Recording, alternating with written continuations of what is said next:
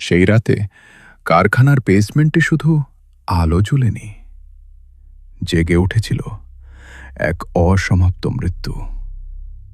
একটা স্বীকারোক্তি, একটা পাথরের পেতি, আর আগুনে পুড়ে মারা যাওয়া এক আত্মা, যে আজও অপেক্ষা করছে তার বিচার পাওয়ার জন্য।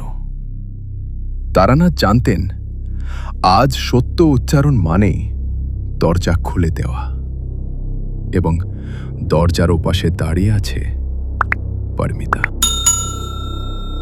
বজবজ যাওয়ার ট্রেনটা ছাড়তে দেরি করছিল।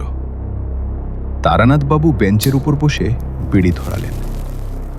প্ল্যাটফর্মের ওপারে একটা কুকুর ঘুমিয়ে পড়েছে, নিশ্চিন্ত, নির্বিকার। তারানাথ সেটার দিকে তাকিয়ে একটু হাসলেন। কুকুরের জীবন সহজ, কেউ চিঠি পাঠায় না। পকেট থেকে চিঠিটা আরেকবার বের করলেন। হরিপদ মুখার্জি পাঠিয়েছেন, বসুমতীর সম্পাদক।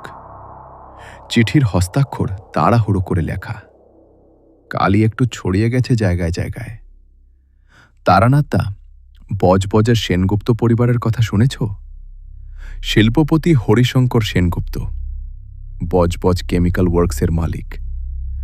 গত মাস দেড়েক ধরে তাদের বাড়িতে অদ্ভুত সব ঘটনা হচ্ছে। কারখানার ম্যানেজার রাত্রে সংজ্ঞা হারাচ্ছেন, বাড়ির বউ স্বপ্নে বিকৃত মুখের মেয়ে দেখছেন। পাড়ার লোক বলছে প্রেত, কিন্তু আমার মনে হচ্ছে এটা সাধারণ ঘটনা নয়। সেনগুপ্ত পরিবারের ছেলের প্রথম বউয়ের একটা করুণ পরিণতির কথা শুনেছি।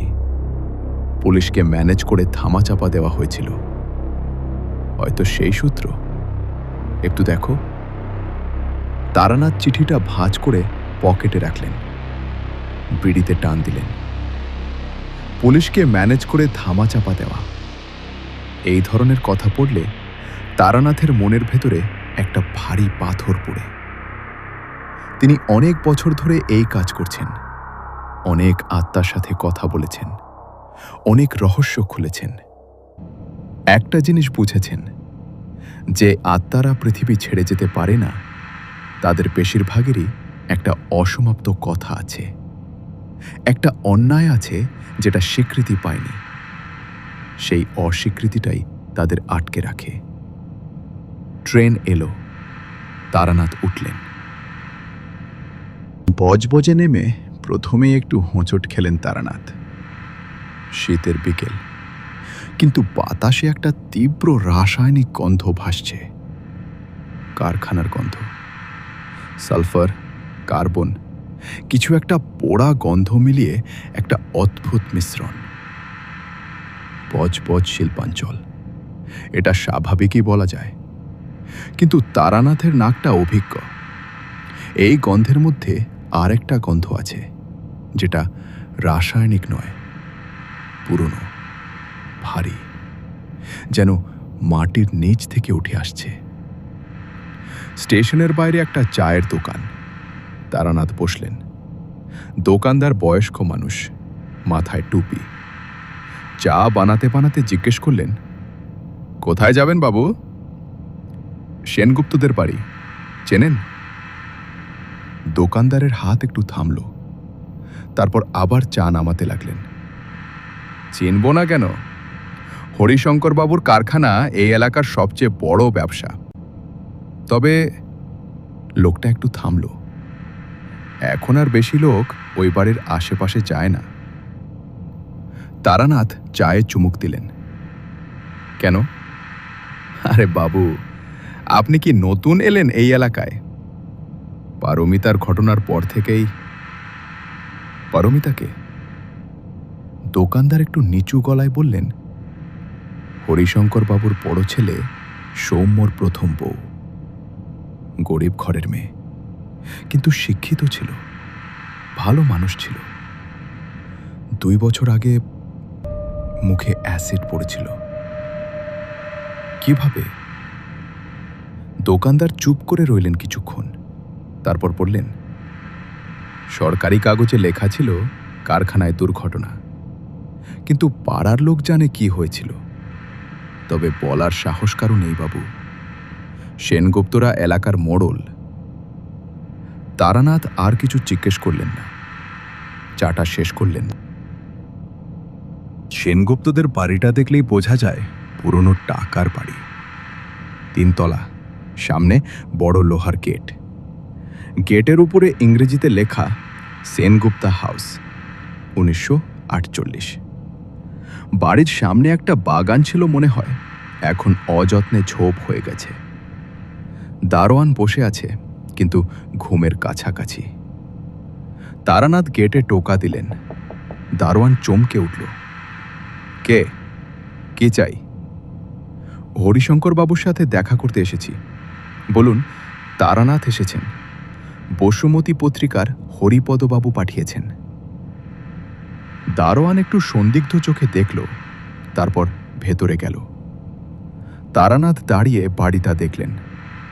3 তলার একটা জানলায় আলো জ্বলছে, নিচতলায় অন্ধকার।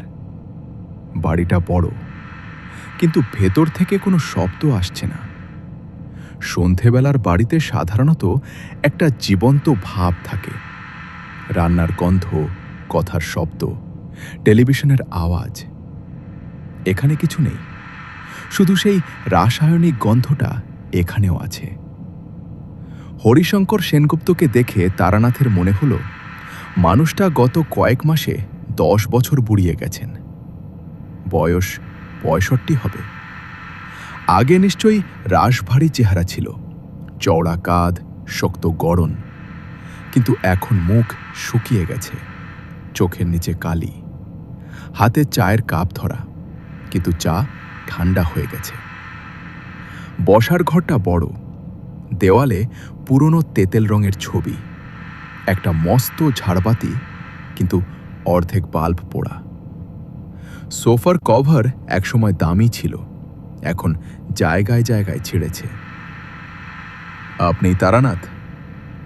হরিশঙ্কর বললেন। গলায় কর্তৃত্ব আছে, কিন্তু সেটা ক্লান্তির নিচে চাপা পড়েছে। হ্যাঁ। হরিপদ আপনার কথা বলেছিল? বলেছিল আপনি এই ধরনের ব্যাপারে অভিজ্ঞ। শেষ কথাটা বলতে গিয়ে একটু থামলেন হরিশঙ্কর, যেন নিজেও বিশ্বাস করতে পারছেন না এটা বলছেন। তারানাথ বসলেন। ঘটনাগুলো বলুন। হরিশঙ্কর একটু নিঃশ্বাস নিলেন। শুরু হয়েছিল 1.5 মাস আগে। আমাদের কারখানার নতুন ম্যানেজার কমল ঘোষ সে রাতে কারখানা দেখতে গিয়ে সংজ্ঞা হারায়। পরে বলেছে হঠাৎ একটা তীব্র গন্ধ পেয়েছিল, অ্যাসিডের গন্ধ। তারপর কিছু মনে নেই। পরের দিন সকালে কারখানার মেঝেতে পড়েছিল। শুধু একবার? না, 3 বার। শেষবার গত সপ্তাহে। এখন কমল আর কারখানায় রাতে থাকতে চায় না। আর বাড়িতে? হরিশঙ্করের মুখ কঠিন হল। আমার বড় ছেলে সৌম্যের বউ নন্দিতা, সে রাতে স্বপ্ন দেখছে, একই স্বপ্ন বারবার। একটা মেয়ে তার দিকে এগিয়ে আসছে। মেয়েটার মুখটা। তিনি থামলেন। বিকৃত? তারানাথ বললেন। হরিশঙ্কর তাকালেন। আপনি আগেই জানেন? না, অনুমান করলাম। একটু চুপ থাকলেন হরিশঙ্কর, তারপর উঠে জানলার দিকে গেলেন। বাইরে অন্ধকার হয়ে আসছে। পরমিতার কথা শুনেছেন? গলাটা নিচু হয়ে গেল। কিছুটা। বিস্তারিত শুনতে চাই। হরিশঙ্কর ঘুরলেন না, জানলার বাইরে তাকিয়ে বললেন, পরমিতা ছিল সৌম্যর প্রথম বউ। ওর বাবা বর্ধমানের স্কুল মাস্টার। অল্প আয়, কিন্তু ভদ্র পরিবার। মেয়ে পড়াশোনায় ভালো ছিল, বিশ্ববিদ্যালয়ে পড়েছিল। এরকম ভৌতিক গল্প সৌম্যর সাথে বিয়ে হয়েছিল 5 বছর আগে। ক্লিক করুন। তারপর 2 বছর আগে কারখানায় একটা দুর্ঘটনা হয়েছিল। অ্যাসিডের ট্যাঙ্ক ফেটে। হরিশঙ্করের গলা একটু কাঁপল। পরমিতা কারখানায় গিয়েছিল সেদিন। মুখে অ্যাসিড পড়েছিল। 6 মাস বেঁচে ছিল, তারপর তারানাথ চুপ করে শুনলেন। দুর্ঘটনার পরে বাপের বাড়ির লোকেরা মামলা করতে চেয়েছিল, কিন্তু প্রমাণ ছিল না যে ইচ্ছা করে করা হয়েছে। পুলিশও যা বোঝার বুঝেছিল, তারানাথ বললেন। হরিশঙ্কর ঘুরলেন। তার মুখে একটা ভাব এলো যেটা তারানাথ পড়তে পারলেন না। লজ্জা, রাগ, নাকি পুরনো ভয়? আপনি কি মনে করেন পরমিতার আত্মা? আমি এখনো কিছু মনে করছি না। তারানাথ উঠলেন। আগে কারখানাটা দেখতে চাই, এবং সেই ঘরটা যেখানে ম্যানেজার সংজ্ঞা হারিয়েছিলেন। কারখানায় যাওয়ার আগে তারানাথ একবার সৌম্যকে দেখতে চাইলেন। হরিশঙ্কর একটু দ্বিধা করলেন। সৌম্য এখন বাড়িতেই আছেন? হ্যাঁ, কিন্তু ও এসব বিষয়ে। 2 মিনিট। সৌম্য সেনগুপ্তকে দেখে তারানাথের প্রথম মনে হল এই মানুষটা ভয়ে আছে।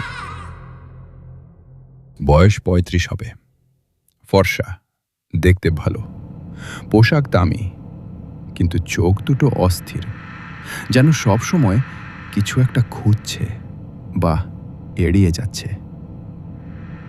আপনি তারানাথ?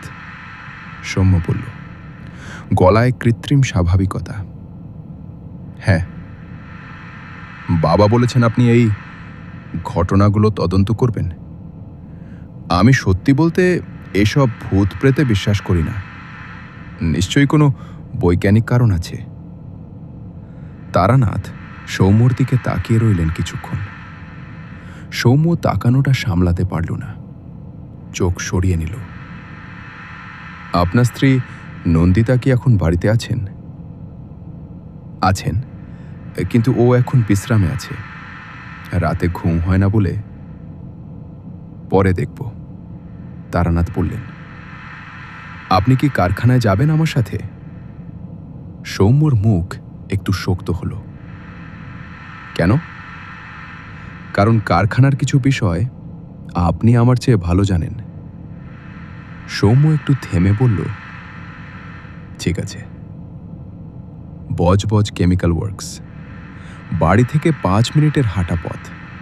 কারখানাটা বড়, 3টে বড় শেড, একটা পুরনো অফিস ঘর, পেছনে স্টোরেজ। সন্ধে হয়ে গেছে, কারখানা বন্ধ। নাইট গার্ড আছে একজন, কিন্তু সামনের গেটে বসে থাকে, ভেতরে যেতে চায় না। তারানাথ ভেতরে পা দিলেন। প্রথমেই সেই গন্ধটা। আগে যে গন্ধটা পেয়েছিলেন সেটা এখানে অনেক তীব্র। রাসায়নিকের গন্ধের নিচে আরেকটা স্তর, ভারী, পোড়া, মাংস পোড়ার মতো কিছু একটা। তারানাথ টর্চ জ্বাললেন। 3টে শেডের মধ্যে মাঝেরটা সবচেয়ে পুরনো। কমল ঘোষ সংজ্ঞা হারিয়েছিলেন এই শেডে। তারানাথ সেদিকে হাঁটলেন। সৌম্য পিছনে পিছনে আসছে। পায়ের শব্দে একটু সংকোচ আছে। শেডের দরজা খোলা। ভেতরে বড় বড় ট্যাঙ্ক, এখন খালি। একটা কনভেয়ার বেল্ট এক কোণ থেকে আরেক কোণ পর্যন্ত চলে গেছে। দেওয়ালে হলুদ সতর্কতার সাইন, করোসিভ, হ্যাজার্ডাস। তারানাথ ধীরে ধীরে ভেতরে এগোলেন। শেডের মাঝামাঝি এসে থামলেন। এখানে গন্ধটা সবচেয়ে বেশি, কিন্তু শুধু গন্ধ নয়, বাতাসে একটা ভার আছে, যেন এই জায়গাটায় কিছু একটা আটকে আছে। কোনো স্মৃতি, কোনো মুহূর্ত। তারানাথ মেঝেতে টর্চ ফেললেন। মেঝেতে পুরনো দাগ। রাসায়নিক পড়লে এই ধরনের দাগ হয়, কিন্তু একটা জায়গায় দাগটা অন্যরকম, গোল, কেন্দ্রীভূত, যেন কেউ একটা জায়গায় দাঁড়িয়েছিল এবং সেই জায়গায় কিছু পড়েছিল। তারানাথ সোজা হলেন। এই জায়গাটায় কি হয়েছিল? সৌম্য পেছনে দাঁড়িয়ে। টর্চের আলো তার মুখে পড়েছে। মুখে কোনো ভাব নেই, সেই কৃত্রিম স্বাভাবিকতা। এখানেই দুর্ঘটনা হয়েছিল। অ্যাসিডের ট্যাঙ্ক ফেটে কোন ট্যাঙ্ক? ওই যে কোণের ট্যাঙ্কটা। তারানাথ সেই ট্যাঙ্কের দিকে গেলেন। দেখলেন ট্যাঙ্কটা পুরনো, কিন্তু ভাঙেনি। ফাটার কোনো চিহ্ন নেই। পুরনো ঝালাইয়ের দাগ আছে, কিন্তু সেগুলো অনেক আগের। তারানাথ ঘুরলেন। ট্যাঙ্কটা ফাটেনি। সৌম্য চুপ করে রইল। যদি ট্যাঙ্ক ফেটেই থাকতো, তাহলে এই ঝালাইয়ের দাগগুলো তাজা হতো। এগুলো অন্তত 5-6 বছর পুরনো। কিছু বলল না সৌম্য। তারানাথ আর কিছু বললেন না, এখন না। শুধু শেডটা আরেকবার ঘুরে দেখলেন। দেওয়ালের কাছে একটা পুরনো টুল বক্স, তার পাশে কিছু পুরনো কাগজ, কারখানার হিসেবের কাগজ। একটা কাগজে তারিখ দেখলেন 2 বছর আগের, এবং একটা জিনিস তারানাথের চোখ আটকে গেল। মেঝের সেই গোল দাগটার পাশে দেওয়ালের একদম নিচে কারো আঁচড় কাটা, নখের আঁচড়, অনেকগুলো, গভীর, যেন কেউ পড়ে গিয়ে উঠতে চেষ্টা করেছে। তারানাথ সেই আঁচড়গুলোর কাছে হাঁটু মুড়ে বসলেন, হাত রাখলেন দেওয়ালে, চোখ বন্ধ করলেন। মাত্র কয়েক সেকেন্ড, তারপর উঠে দাঁড়ালেন। মুখে কোনো ভাব নেই, কিন্তু ভেতরে একটা নিশ্চিততা এলো। পারমিতা এখানেই পড়েছিল। রাতে হরিশঙ্করের বাড়িতে থাকার ব্যবস্থা হলো। তারানাথকে নিচতলার একটা ঘর দেওয়া হয়েছে। ঘরটা পরিষ্কার, কিন্তু ব্যবহার হয় না বলে একটু ভ্যাপসা গন্ধ। রাত 11টার দিকে বাড়ি চুপ হয়ে গেল। তারানাথ ঘরের আলো নিভিয়ে বসে রইলেন অন্ধকারে। এটা তার অভ্যাস। নতুন জায়গায় প্রথম রাতে শুধু অনুভব করেন, দেখার চেষ্টা করেন না, শোনার চেষ্টা করেন না, শুধু থাকেন। বাড়িটার একটা ছন্দ আছে। পুরনো বাড়িতে সবসময় একটা ছন্দ থাকে।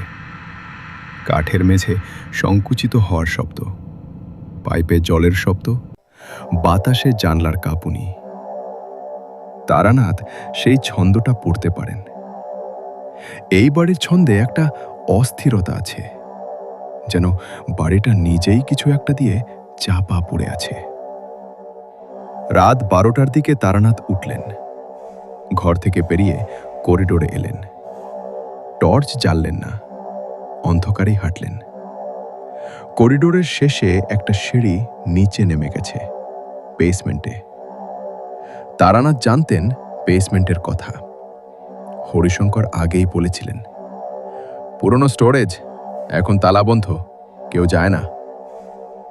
কিন্তু এই মুহূর্তে সেই বেসমেন্টের দরজার নিচ থেকে একটা সরু আলোর রেখা দেখা যাচ্ছে। তারানাথ সিঁড়ি দিয়ে নামলেন, দরজার সামনে দাঁড়ালেন। ভেতর থেকে কোনো শব্দ নেই, শুধু সেই আলো। তারানাথ দরজায় হাত রাখলেন। বন্ধ, কিন্তু তালা নেই। ধাক্কা দিলেন, দরজা খুলল। ভেতরে একটা মোমবাতি জ্বলছে, মেঝেতে রাখা।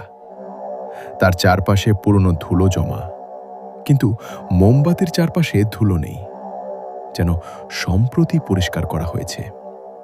এবং মোমবাতির পাশে একটা ছবি। তারানাথ এগিয়ে গেলেন। ছবিটা বিবর্ণ কিন্তু স্পষ্ট। একটি মেয়ে, বয়স 25 হবে, হাসছে, বিয়ের শাড়ি পরা, পেছনে ফুলের মালা। বিয়ের ছবি। মেয়েটার হাসি মুখের দিকে তাকিয়ে তারানাথ বুঝলেন, এই মেয়ে পারমিতা। মোমবাতিটা কেউ জ্বেলেছে সম্প্রতি। মোম এখনো গলছে।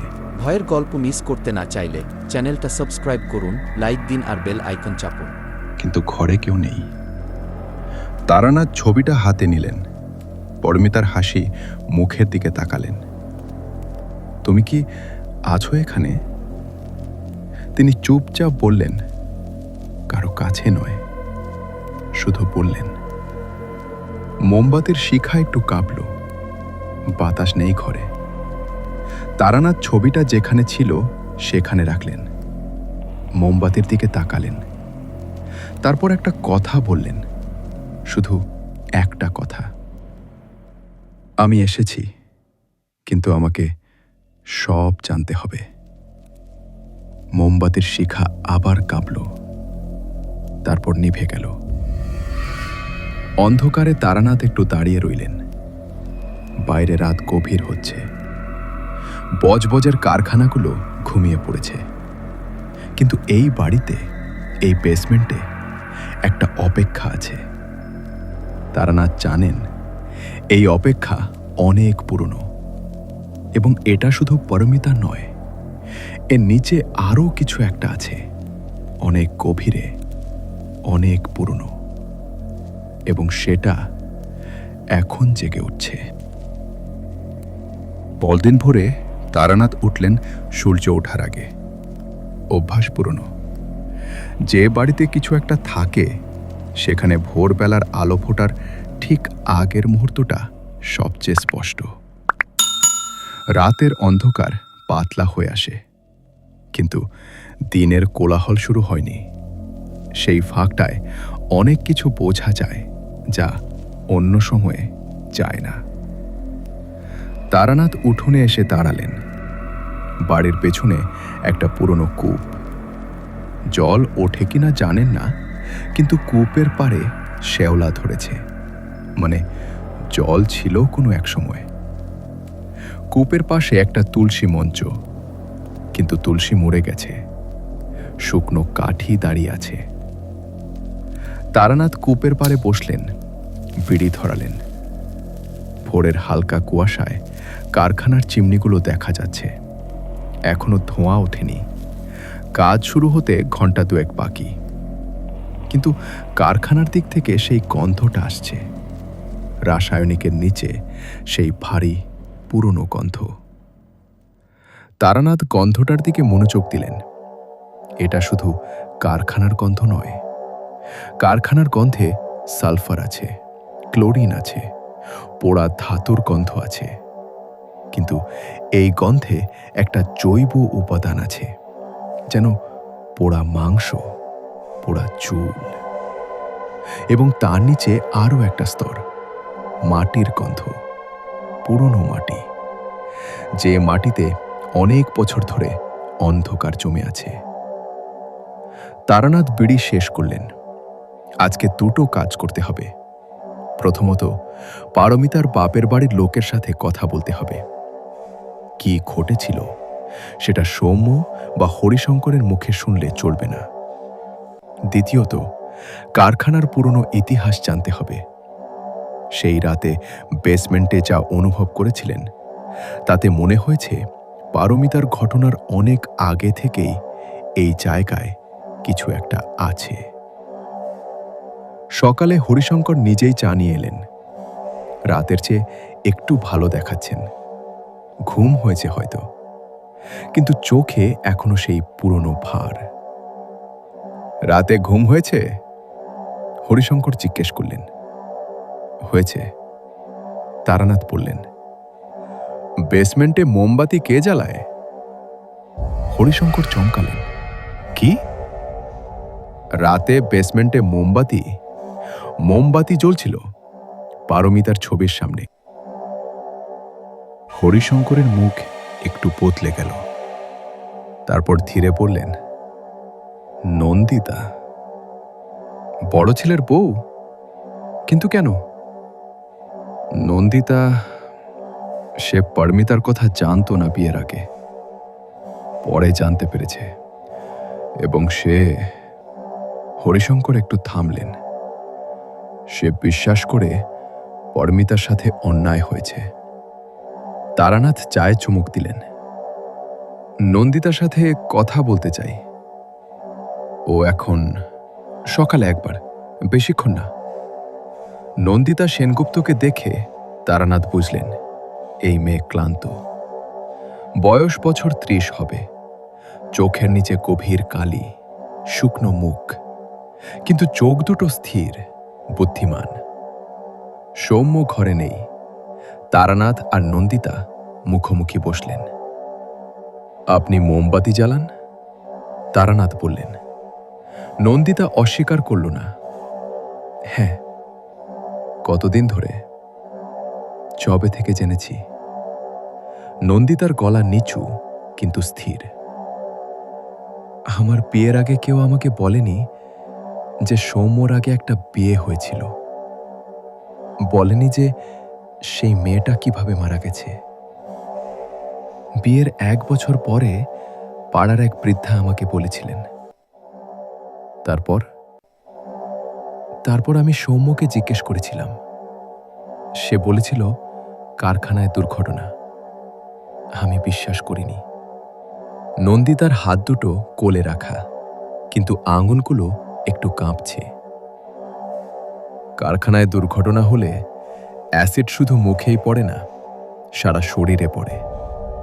কিন্তু পরমিতার শুধু মুখ পড়েছিল। তারানাথ চুপ করে শুনলেন। আমি এখানে থাকি কারণ কোথাও যাওয়ার নেই, নন্দিতা বলল। কিন্তু পরমিতার কথা ভুলতে পারি না, তাই মোমবাতি জ্বালাই। স্বপ্নে কি দেখেন? নন্দিতার চোখ একটু নামল। একটা মেয়ে, মুখ দেখা যায় না ভালো করে, কারণ 2 হাত দিয়ে ঢেকে রেখেছে, কিন্তু এগিয়ে আসছে প্রতি রাতে। আর একটু থামল। আর আমার মনে হয় সে আমাকে ভয় দেখাতে আসছে না, সে কিছু বলতে চাইছে। কি বলতে চাইছে জানি না। নন্দিতা তাকালো। আপনি কি বের করতে পারবেন? তারানাথ উঠলেন। চেষ্টা করব। পরমিতার বাপের বাড়ি বর্ধমানে। তারানাথ সকালে ট্রেনে গেলেন, বিকেলের মধ্যে ফিরবেন। পারমিতার বাবা নিতাইচরণ ঘোষ বর্ধমান শহরের একটা পুরনো পাড়ায় থাকেন। ছোট একতলা বাড়ি, সামনে ছোট বাগান, কিছু শীতের ফুল ফুটে আছে। তারানাথকে দেখে নিতাইচরণ প্রথমে সন্দিগ্ধ হলেন। কে আপনি? সেনগুপ্তরা পাঠিয়েছে? না, তারানাথ বললেন। আমি নিজে এসেছি পারমিতার কথা জানতে। নিতাইচরণ বয়স্ক মানুষ, চুল সাদা, পিঠ একটু বাঁকা, কিন্তু চোখে এখনো তীক্ষ্ণতা আছে। সেই চোখ দিয়ে তারানাথকে মাপলেন কিছুক্ষণ, তারপর বললেন, ভেতরে আসুন। ঘরটা ছোট কিন্তু পরিষ্কার। একটা দেওয়ালে পারমিতার ছবি, বড় করে বাঁধানো। বিয়ের ছবি নয়, সাদামাটা একটা ছবি।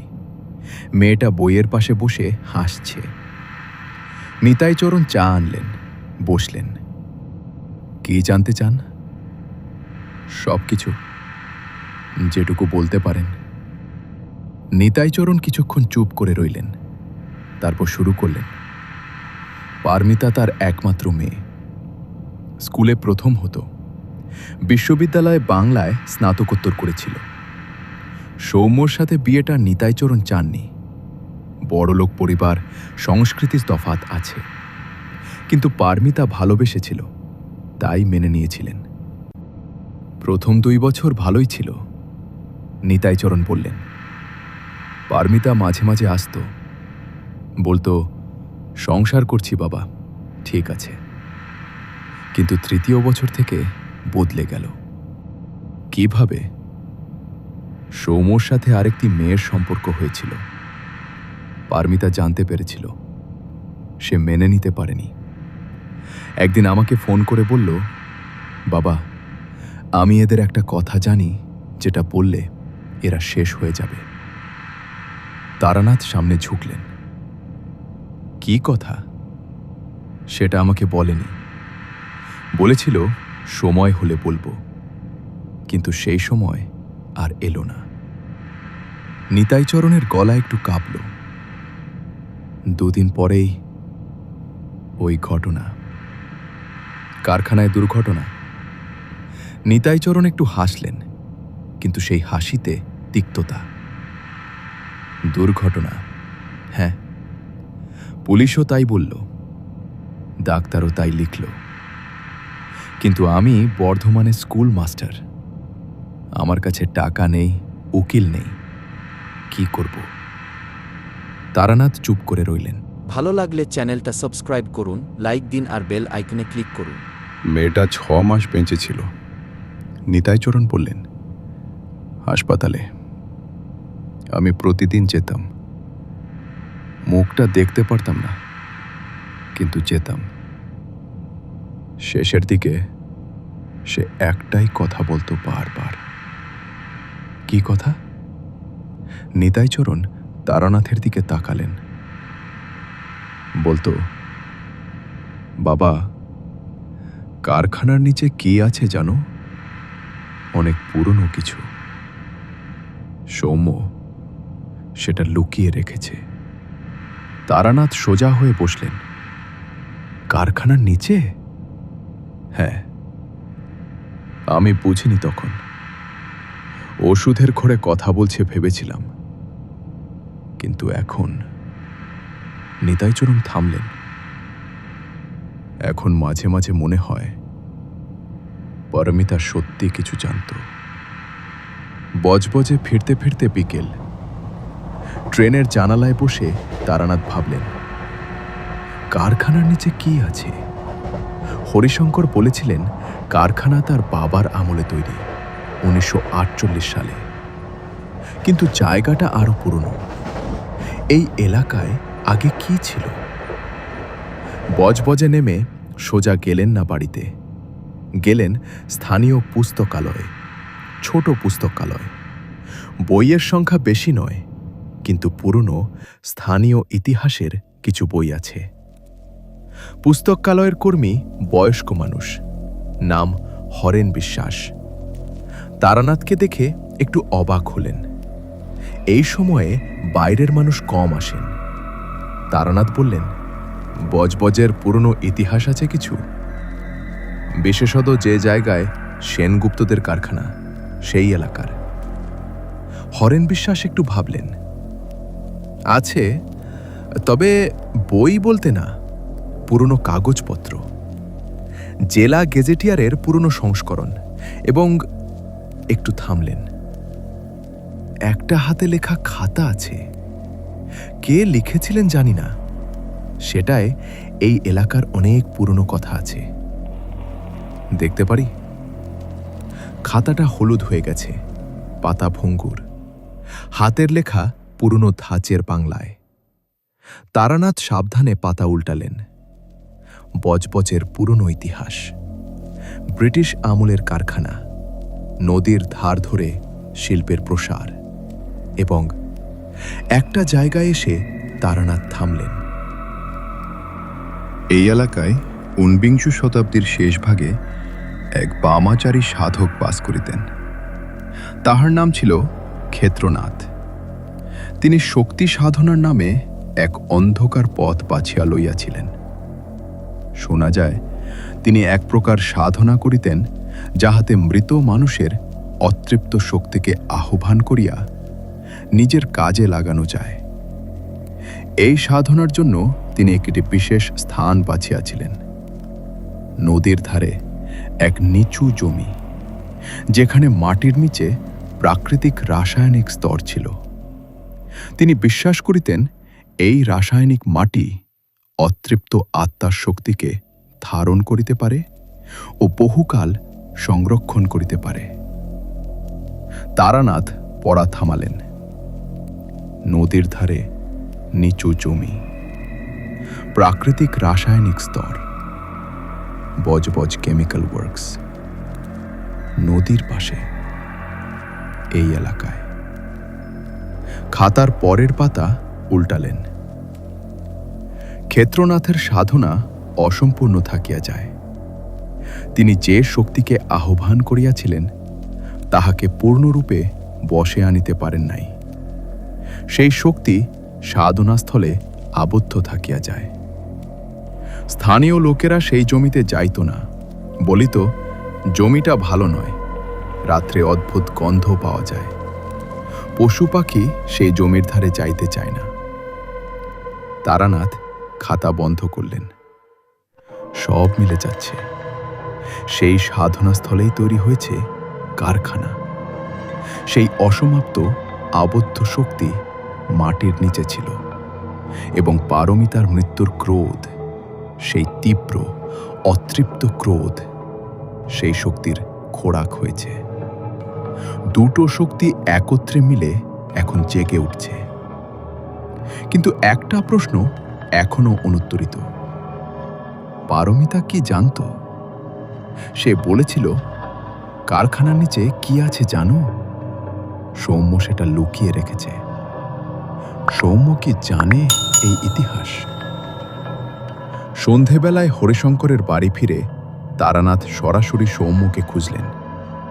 সৌম্য ছাদে ছিল, একা, হাতে সিগারেট। তারানাথ ছাদে উঠলেন, পাশে দাঁড়ালেন।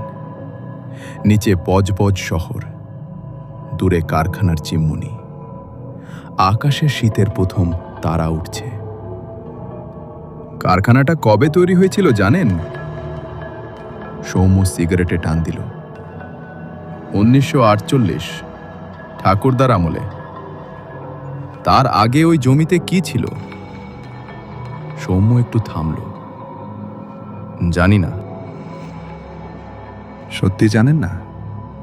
সৌম্য ঘুরল, তারানাথের দিকে তাকালো। আপনি কি বলতে চাইছেন? পারমিতা একটা কথা বলেছিল মরার আগে। বলেছিল, কারখানার নিচে কি আছে সৌম্য জানে। সৌম্যর মুখ মুহূর্তের জন্য শক্ত হয়ে গেল। তারপর আবার স্বাভাবিক হওয়ার চেষ্টা করল। ও ওষুধের ঘরে বলেছিল, কি মানে আছে? হয়তো আছে। তারানাথ বললেন, কারখানার বেসমেন্টে পুরনো কাগজপত্র আছে। থাকতে পারে, ঠাকুরদার আমলের কাগজ, কেউ দেখে না। আমি দেখতে চাই। সৌম্য সিগারেট ফেলে দিল। কাল সকালে, এখনই। দুজন চুপ করে রইলেন কিছুক্ষণ। তারপর সৌম্য বলল, ঠিক আছে।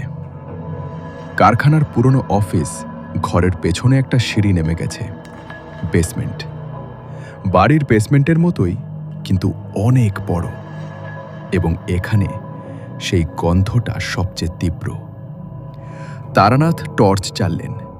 পুরনো কাঠের আলমারি, ফাইলের স্তূপ, ধুলোয় ঢাকা। কিন্তু একটা কোণে মেঝেতে পাথরের একটা চাকতি দেখলেন তারানাথ। এগিয়ে গেলেন। পাথরের চাকতি, ব্যাস প্রায় 2 ফুট। উপরে কিছু খোদাই করা, ক্ষয়ে গেছে, কিন্তু আবছা দেখা যায়। একটা চক্র, এবং চক্রের মধ্যে কিছু সংস্কৃত বর্ণ।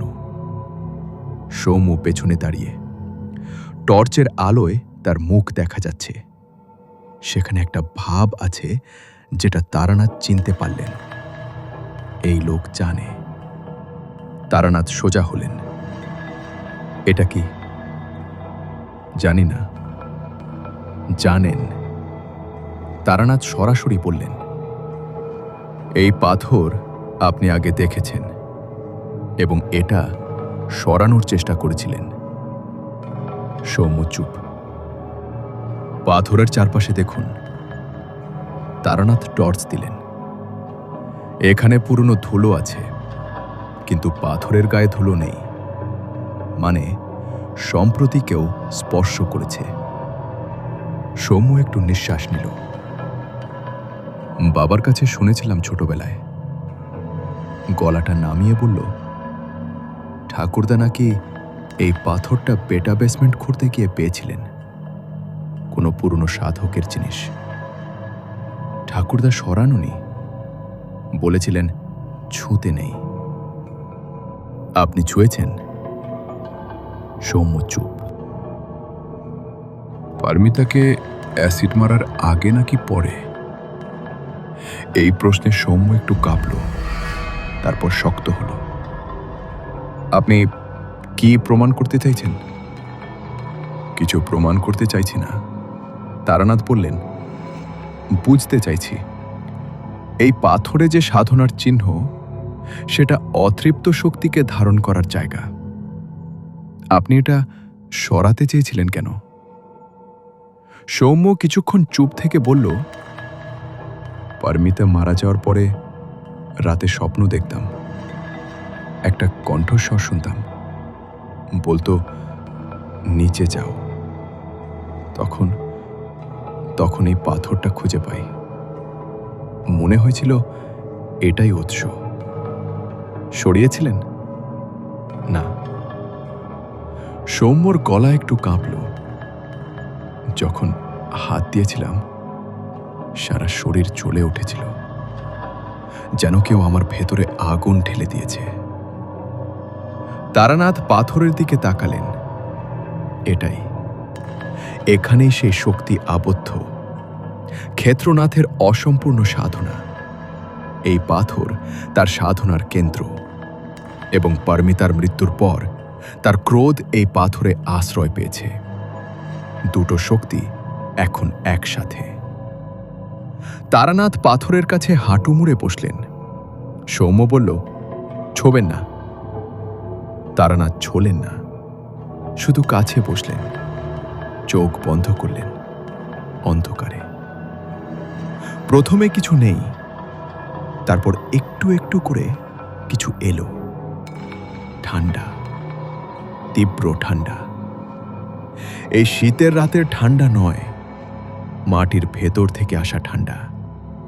এবং সেই ঠান্ডার মধ্যে একটা উত্তাপ, জ্বলন্ত, রাগী, এবং একটা গলার আওয়াজ, মেয়ের গলা, কিন্তু স্বাভাবিক নয়, যেন অনেক দূর থেকে আসছে, কাচের দেওয়ালের ওপার থেকে। বের করো আমাকে। তারানাথ চোখ খুললেন। সৌম্য পেছনে দাঁড়িয়ে ঘামছে, শীতের রাতেও। কি হলো? সৌম্য বলল। তারানাথ উঠলেন। পারমিতা এখানে আছে, কিন্তু সে আটকে আছে। তারানাথ বললেন, সেই পুরনো শক্তি তাকে ব্যবহার করছে, তার ক্রোধকে নিজের জ্বালানি হিসেবে। মানে বাড়িতে যা হচ্ছে, কারখানায় যা হচ্ছে, এটা পারমিতার ইচ্ছায় হচ্ছে না সম্পূর্ণ। এর পেছনে একটা পুরনো অন্ধকার শক্তি আছে, যেটা পারমিতার বেদনাকে নিজের কাজে লাগাচ্ছে। সৌম্য চুপ করে রইল। পারমিতাকে মুক্ত করতে হবে, তারানাথ বললেন, কিন্তু তার আগে আপনাকে একটা কাজ করতে হবে। কি কাজ? তারানাথ সৌম্যর দিকে সরাসরি তাকালেন। সত্যি বলতে হবে। পারমিতার সাথে কি হয়েছিল সেই সত্যি। সৌম্য একটু পিছিয়ে গেল। এটা কিভাবে? পারমিতা আটকে আছে তার অপ্রকাশিত সত্যের ভার নিয়ে। তারানাথ বললেন, সে জানে কি হয়েছিল, কিন্তু সেই জানাটা পৃথিবীর কেউ স্বীকার করেনি। সেই অস্বীকৃতিই তাকে আটকে রেখেছে, এবং সেই আটকে থাকাটাকেই সেই পুরনো শক্তি ব্যবহার করছে। সৌম্য একটু সময় নিল। আজ রাতে নয়, তারানাথ বললেন, আমাকে আগে আরেকটা কাজ করতে হবে, কিন্তু কাল আপনাকে সত্যি বলতে হবে। সৌম্য কিছু বলল না। তারানাথ বেসমেন্ট থেকে বেরিয়ে এলেন। বাইরে রাতের বোঝবোঝ, দূরে নদীর জল, আকাশে মেঘ জমেছে, চাঁদ ঢেকে গেছে। তারানাথ একটা বিড়ি ধরালেন। আজ রাতে তাকে একটা কাজ করতে হবে। পারমিতার সাথে সরাসরি কথা বলার চেষ্টা, কিন্তু সেটা সহজ হবে না, কারণ পারমিতা এখন একা নেই। সেই পুরনো শক্তি তাকে ঘিরে আছে, এবং সেই শক্তি তারানাথকে আসতে দেবে না সহজে। তিনি বিড়ির ধোঁয়া ছাড়লেন। আজ রাতে হোক। রাত দুটোয় তারানাথ কারখানার সেই মাঝের শেডে এলেন, একা। সাথে এনেছেন কিছু জিনিস, একটা তামার ঘটি, কিছু শুকনো ফুল, একটা ছোট মাটির প্রদীপ, এবং হরিপদবাবুর দেওয়া একটা পুরনো বই, তান্ত্রিক সাধনার পদ্ধতি, হাতে লেখা, বহু পুরনো। শেডের ভেতরে অন্ধকার গভীর। তারানাথ মাঝখানে বসলেন, প্রদীপ জ্বাললেন, সামনে তামার ঘটি রাখলেন, তাতে জল। চোখ বন্ধ করলেন, শুরু করলেন। শান্ত মনে, ধীরে তারানাথ সেই জায়গায় নিজের চেতনা নিয়ে গেলেন যেখানে দুই জগতের মাঝের পর্দাটা পাতলা হয়। প্রথম কিছুক্ষণ কিছু নেই, তারপর সেই ঠান্ডাটা এলো এবং সাথে একটা প্রতিরোধ, যেন অদৃশ্য হাত তাকে ঠেলছে, পিছিয়ে দিচ্ছে। এটা পরমিতার নয়, এটা সেই পুরনো শক্তির। তারানাথ পিছিয়ে গেলেন না, মনে মনে বললেন, আমি পরমিতার সাথে কথা বলতে এসেছি, তুমি পথ ছাড়ো। সেই শক্তি আরও জোরে ঠেলল। প্রদীপের শিখা কাঁপল। তারানাথ স্থির রইলেন এবং তারপর সেই প্রতিরোধের পেছন থেকে একটা গলার আওয়াজ এলো, মেয়ের গলা। কে আপনি? তারানাথ মনে মনে বললেন, আমি তারানাথ, তোমার বাবার কাছ থেকে এসেছি। একটু চুপ। বাবা ভালো আছেন? ভালো আছেন। আমি তার সাথে দেখা করতে চাই। সেটা এখন হবে না পরমিতা, কিন্তু হতে পারে যদি তুমি মুক্ত হও। একটু থামল, তারপর, আমি মুক্ত হতে পারছি না। জানি কেন পারছো না, সেটাও জানি। তোমাকে সাহায্য করতে এসেছি। সেই পুরনো শক্তি আবার ঠেলল, এবার প্রচণ্ড। প্রদীপ নিভে গেল। অন্ধকারে তারানাথ বসে রইলেন। পরমিতার গলা আবার এলো, এবার দূরে, ক্ষীণ। ওটা আমাকে ছাড়ছে না, ওটা আমার রাগকে খাচ্ছে। আমি রাগ ছাড়তে পারছি না। কেন? কারণ সত্যি কেউ জানে না। তারানাথ বললেন, কাল সত্যি বেরোবে, আমি কথা দিচ্ছি। একটু চুপ। বিশ্বাস করব কি করে? আমি এখানে আছি, পালাইনি। দীর্ঘ নিঃশব্দতা। তারপর সেই শক্তি আবার এলো, এবার আক্রমণাত্মক। তারানাথের বুকে একটা চাপ পড়ল, শ্বাস ভারী হয়ে এলো। কিন্তু পরমিতার গলা এবার পরিষ্কার।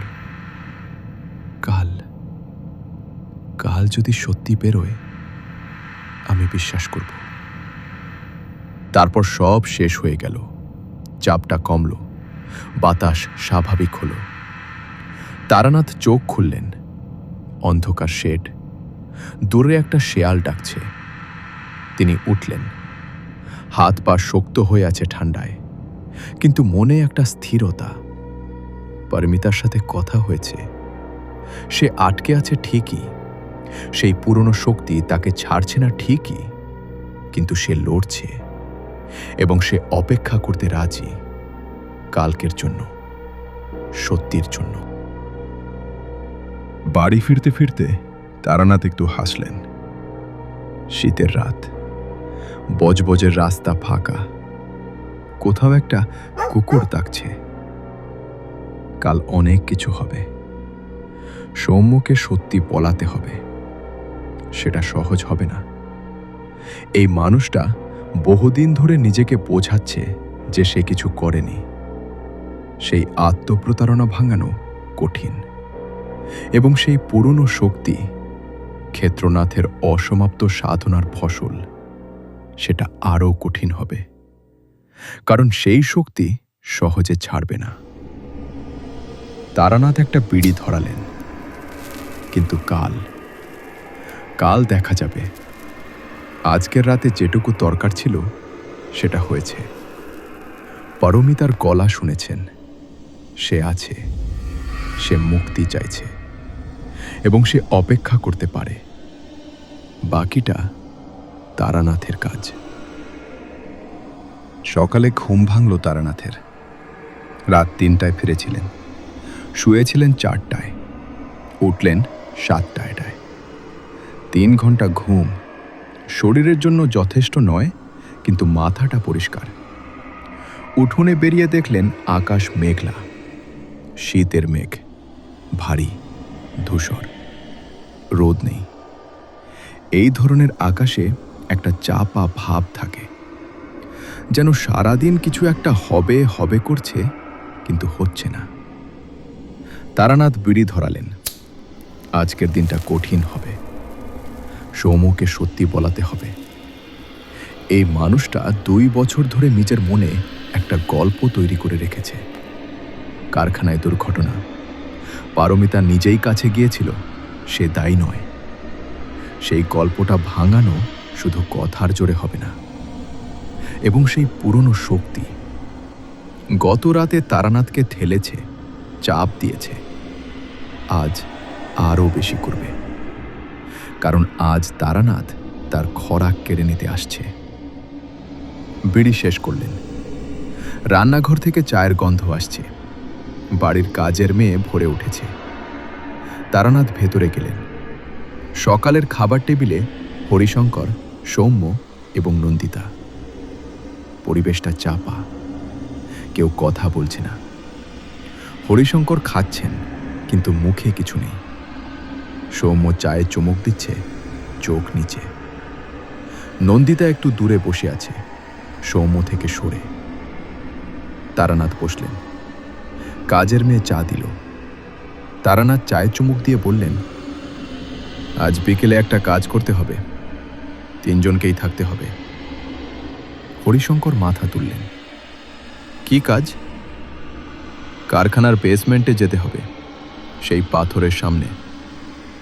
সৌম্য একটু নড়ল। কেন?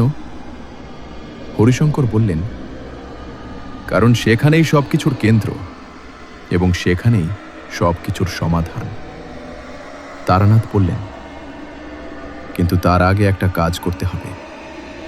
সৌম্যর দিকে তাকালেন।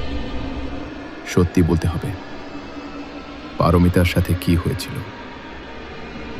টেবিলে নিঃশব্দতা নামল। হরিশঙ্কর সৌম্যর দিকে তাকালেন। সৌম্য তাকালো না। চায়ের কাপের দিকে চোখ। নন্দিতা একটু নড়ল। তার মুখে কোনো ভাব নেই, শুধু অপেক্ষা। সৌম্য, হরিশঙ্করের গলা ভারী। বাবা, বলো। দীর্ঘ নিঃশ্বাস। সৌম্য চেয়ার ছেড়ে উঠে জানলার দিকে গেল। বাইরে মেঘলা আকাশ। তোমাদের সাথে মিথ্যা বলবো না। সৌম্যর গলা নিচু। কিন্তু এখানে না, এখন না। তারানাথ বললেন, বিকেলে কারখানায়। সৌম্য ঘুরল, তারানাথের দিকে তাকালো। তারানাথ চোখ সরালেন না। সৌম্য একটু পরে বলল, ঠিক আছে। সকালটা কাটল প্রস্তুতিতে। তারানাথ বাজার থেকে কিছু জিনিস আনলেন। সর্ষের তেল, কালো তিল, লাল সুতো, নিম পাতা এবং একটা বিশেষ জিনিস, মাটির একটা ছোট পাত্র, তার ভেতরে পুরনো ছাইয়ের মতো কিছু, যা তারানাথ নিজেই তৈরি করেন। এই জিনিসগুলো সাধারণ মানুষের কাছে আজগুবি লাগতে পারে। তারানাথ জানেন এগুলো কি। অনেক বছর আগে তার গুরু বলেছিলেন, তারানাথ, তান্ত্রিক অস্ত্র মানে লোহার অস্ত্র নয়, এগুলো হলো মনের অস্ত্র। তুমি যখন এগুলো ব্যবহার করো, তখন তোমার বিশ্বাস এবং তোমার শক্তি এই বস্তুগুলোর মাধ্যমে প্রকাশ পায়। বস্তু শুধু মাধ্যম, আসল অস্ত্র তুমি নিজে। তারানাথ সেটা মনে রেখেছেন। দুপুরে খাওয়ার পরে একটু বিশ্রাম নিলেন। ঘরের দরজা বন্ধ করে চোখ বুজলেন, কিন্তু ঘুম এলো না। কারণ সেই গন্ধটা, ঘরে কোনো রাসায়নিক নেই, কিন্তু সেই পুড়ে যাওয়ার গন্ধটা ভাসছে, হালকা কিন্তু আছে। তারানাথ চোখ খুললেন, ছাদের দিকে তাকালেন। ছাদে কিছু নেই, কিন্তু সেই গন্ধটা যেন একটু বেশি হলো। তারানাথ উঠে বসলেন। আমি জানি তুমি আছো, শান্তভাবে বললেন। এখন এই মুহূর্তে কিছু হবে না। বিকেলে গন্ধটা একটু কমল। তারানাথ আবার শুলেন। এবার ঘুম এলো। বিকেল 3টায় তারানাথ সৌম্যকে ডাকলেন। আগে আমার সাথে একটু হাঁটবেন? সৌম্য একটু অবাক হল। কোথায়? নদীর ধারে। দুজন হাঁটলেন। বজবজের নদীর ঘাট শীতের বিকেলে প্রায় ফাঁকা। দু একটা নৌকো বাঁধা, ঘাটের পাথরে শ্যাওলা। তারানাথ নদীর দিকে তাকিয়ে দাঁড়ালেন। সৌম্য পাশে। ছোটবেলায় এখানে আসতেন? তারানাথ জিজ্ঞেস করলেন। সৌম্য একটু একটু অবাক হল। হ্যাঁ, বাবা আনতেন। পরমিতাকে এনেছিলেন কখনো? একটু চুপ। তারপর, হ্যাঁ, বিয়ের পরে প্রথম বছরে। সে খুশি ছিল? সৌম্য কিছু বলল না। সৌম্যবাবু, তারানাথ ঘুরলেন। আমি আপনাকে বিচার করতে আসিনি। আমি পুলিশ নই। আমি কাউকে কিছু জানাতেও যাব না। সৌম্য তারানাথের দিকে তাকালো। কিন্তু পরমিতা আটকে আছে, তারানাথ বললেন। এবং সে আটকে আছে কারণ তার সাথে যা হয়েছে সেটা কেউ স্বীকার করেনি। এই অস্বীকৃতিটা তাকে মুক্তি পেতে দিচ্ছে না, এবং সেই আটকে থাকা শক্তিকে ব্যবহার করছে একটা পুরনো অন্ধকার জিনিস। সেই পাথর, সেই পাথরের শক্তি। এই শক্তি আরো বড় হচ্ছে প্রতিদিন। এখন নন্দিতাকে স্বপ্ন দেখাচ্ছে, ম্যানেজারকে সংজ্ঞা হারাচ্ছে। কিছুদিন পরে আরো বড় ক্ষতি হবে। সৌম্য নদীর দিকে তাকালো। জল বইছে ধীরে। পরমিতা ভালো মেয়ে ছিল, সৌম্য বলল, গলা একটু কাঁপছে। আমি বদলে গিয়েছিলাম। প্রিয়ার প্রেমে পড়েছিলাম। পরমিতাকে ছেড়ে দিতে চাইছিলাম, কিন্তু সে রাজি হচ্ছিল না। তারানাথ চুপ করে শুনলেন। পরমিতা একটা জিনিস জেনেছিল। কারখানার হিসেবের কাগজে কিছু অসঙ্গতি ছিল, বাবার জানা ছিল না। আমি আলাদা কিছু ব্যবসা করছিলাম কারখানার নামে, কিন্তু সেটা বেআইনি ছিল। পরমিতা সেই কাগজগুলো পেয়ে গিয়েছিল। বলেছিল, যদি তুমি আমাকে ছেড়ে যাও, আমি এগুলো নিয়ে যাব। সৌম্য থামল। নদীর জল বইছে। তুমি ওকে থামাতে চেয়েছিলে? তারানাথ বললেন। হ্যাঁ। সৌম্যর গলা ভাঙল। কারখানায় ডেকেছিলাম, বলেছিলাম কথা বলবো। সেদিন রাতে কারখানায় অ্যাসিডের একটা ছোট পাত্র ছিল। আমি থামল। বলুন, তারানাথ বললেন। আমি ছুঁড়ে মেরেছিলাম। সৌম্য বলল, গলায় একটা ভাঙা শব্দ। এক মুহূর্তের রাগে। তারপর পরের মুহূর্তেই বুঝেছিলাম কি করেছি, কিন্তু তখন অনেক দেরি হয়ে গেছে। নিঃশব্দতা, নদীর জল, দূরে একটা নৌকো। মা সামলেছিল। সৌম্য বলল, পুলিশ, ডাক্তার, সব। আমি শুধু দাঁড়িয়ে দাঁড়িয়ে দেখেছিলাম এবং নিজেকে বলেছিলাম দুর্ঘটনা ছিল, কিন্তু ছিল না। না। সৌম্যর গলায় একটা চাপা আর্তনাদ। ছিল না। তারানাথ সৌম্যর দিকে তাকালেন।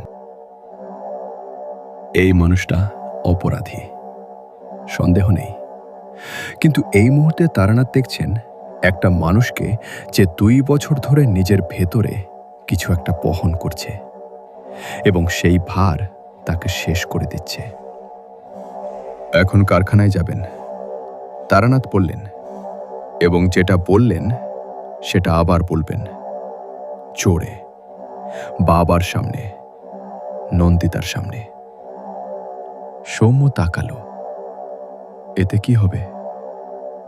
পরমিতা শুনবে। বিকেল 4টায় তারা 4 জন কারখানার বেসমেন্টে নামলেন। হরিশঙ্কর, সৌম্য, নন্দিতা, তারানাথ। বেসমেন্টে আলো জ্বলছে, একটা পুরনো বল্ব, কিন্তু আলো কম। চারপাশে পুরনো কাগজের স্তূপ, আলমারি এবং মাঝখানে সেই পাথরের চাকতি। তারানাথ সাথে আনা জিনিসগুলো রাখলেন। সর্ষের তেলে একটা সলতে ভিজিয়ে প্রদীপ জ্বাললেন। পাথরের চারপাশে লাল সুতো বিছালেন, কালো তিল ছড়ালেন। এগুলো কি? হরিশঙ্কর বললেন। প্রতিরোধের ব্যবস্থা। তারানাথ বললেন, এই পাথরের শক্তি আজ বাধা দেবে। এগুলো সেই বাধাকে কিছুটা সীমিত রাখবে। নন্দিতা পাথরের দিকে তাকিয়ে আছে। তার মুখ শান্ত, কিন্তু চোখে একটা জল। হরিশঙ্কর বললেন, আমাকে কি করতে হবে? শুধু থাকুন, কিছু হলেও পালাবেন না। আর আমি? সৌম্য বলল। আপনি বলবেন। সৌম্য পাথরের সামনে দাঁড়ালো, একটু কাঁপছে কিন্তু পালাচ্ছে না। তারানাথ পাথরের কাছে বসলেন, চোখ বন্ধ করলেন। শুরু করুন, তারানাথ বললেন। সৌম্য একটু নিঃশ্বাস নিল, তারপর বলল, গলা নিচু কিন্তু স্পষ্ট, পারমিতা, আমি তোমার সাথে অন্যায় করেছিলাম। কারখানায় সেদিন দুর্ঘটনা হয়নি। আমি ইচ্ছা করে। গলা আটকে গেল। হরিশঙ্কর সৌম্যর দিকে তাকালেন, মুখ শক্ত হয়ে গেছে। সৌম্য আবার শুরু করল, আমি ইচ্ছা করে তোমার মুখে অ্যাসিড ছুঁড়ে মেরেছিলাম। তুমি চলে যাচ্ছিলে না বলে আমি ভয় পেয়েছিলাম। আমি। তখনই হলো। প্রদীপ হঠাৎ কাঁপল, তারপর শিখা উঁচু হয়ে উঠল, স্বাভাবিকের 3 গুণ। বেসমেন্টের বাতাস একটু ঘুরল এবং সেই গন্ধ রাসায়নিক, পোড়া মাংস, পুরনো মাটি। হরিশঙ্কর একটু পিছিয়ে গেলেন। নন্দিতা স্থির দাঁড়িয়ে। পাথরের চাকুতিটা গরম হতে শুরু করল। তারানাথ টের পাচ্ছেন, হাত না লাগিয়েই, কারণ পাশ থেকে তাপটা আসছে। চালিয়ে যান, তারানাথ বললেন। সৌম্য কাঁপছে কিন্তু বলছে, আমি মাফ চাইছি পরমিতা, এতদিন পরে হলেও। আমি জানি মাফ করার অধিকার তোমার আছে কিনা জানি না, কিন্তু সত্যিটা বলছি, তুমি ভালো ছিলে। তুমি কোনো দোষ করনি, দোষ আমার। পাথর আরো গরম হলো। বেসমেন্টের আলোটা কাঁপল, তারপর নিভে গেল। শুধু প্রদীপের আলো। সেই আলোয় পাথরের উপরে কিছু একটা দেখা গেল, ধোঁয়ার মতো, ধীরে ধীরে আকার নিচ্ছে। নন্দিতা একটু শব্দ করল, ওহ। হরিশঙ্কর পিছিয়ে গেলেন দেওয়াল পর্যন্ত। পাথরের উপরে সেই আকারটা এখন একটু স্পষ্ট। মেয়ের আকার, দাঁড়িয়ে, মুখ 2 হাতে ঢাকা। সৌম্য দেখছে। সৌম্যর চোখে জল। তারানাথ চোখ বন্ধ রেখেই বললেন, পরমিতা, তুমি শুনেছ? সেই ধোঁয়ার আকার একটু নড়ল, তারপর সেই শক্তি এলো। এবার আক্রমণটা আগের রাতের চেয়ে অনেক বেশি। তারানাথের বুকে একটা প্রচণ্ড চাপ পড়ল, যেন কেউ হাঁটু দিয়ে চেপে ধরেছে। শ্বাস ভারী হয়ে এলো এবং মাথার ভেতরে একটা গলার আওয়াজ, গভীর, পুরুষ নয়, স্ত্রীলিঙ্গ নয়, কোনো স্পষ্ট পরিচয় নেই, শুধু একটা গুঞ্জন। যাও, এখান থেকে যাও, এখানে তোমার কাজ নেই। তারানাথ স্থির রইলেন। এই মেয়ে আমার, তার ক্রোধ আমার, তুমি নিতে পারবে না। পরমিতার ক্রোধ তার নিজের। তারানাথ মনে মনে বললেন, তুমি শুধু চুরি করছো। সেই গুঞ্জন রাগী হল। বেসমেন্টের দেওয়াল থরথর করল, যেন মাটির নিচ থেকে কিছু উঠে আসছে। পুরনো কাগজের স্তূপ উড়তে লাগলো। আলমারির দরজা খুলে ধাক্কা খেল। হরিশঙ্কর মাটিতে বসে পড়লেন। নন্দিতা দেওয়াল ধরে দাঁড়িয়ে। সৌম্য পাথরের সামনে কাঁপছে, কিন্তু পালাচ্ছে না। তারানাথ সেই চাপের বিরুদ্ধে মনের জোর দিলেন এবং হাতে তুলে নিলেন সেই মাটির পাত্র। ভেতরে পুরনো ছাই। এই ছাই তারানাথ নিজে তৈরি করেছেন।